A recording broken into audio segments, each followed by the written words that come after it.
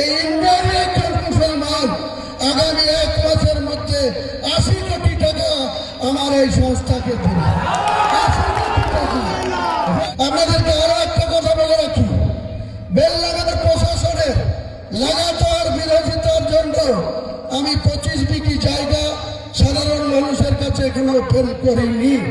শুধুমাত্র 3 কাঠা জায়গার উপরে, আমার ট্রাস্টির জায়গার উপরে এত বিরোধিতা সত্ত্বেও আমরা আজকে ভিত্তি স্থাপন করছি। 25 বিঘা জায়গার মধ্যে ইসলামিক হসপিটাল হবে, বিশ্ববিদ্যালয় হবে, পার্ক হবে, হেলিপ্যাড হবে এবং একটা মুসাফিরখানা হবে।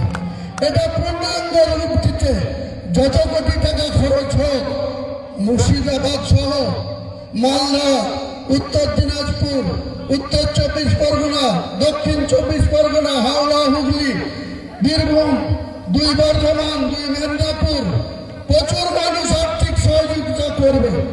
পাশাপাশি আপনাদেরকে খুশি খবর, নাম করতে তিনি নিষেধ করেছেন।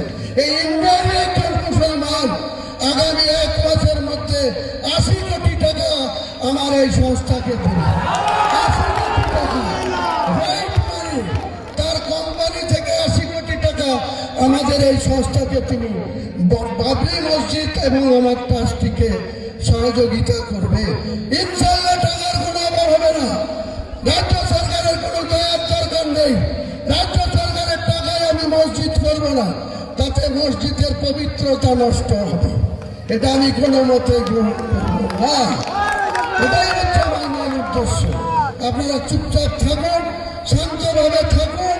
যারা বাইরে থেকে এসেছেন তারা আমাদের ভলেন্টিয়ারদের সাথে যোগাযোগ রাখবেন।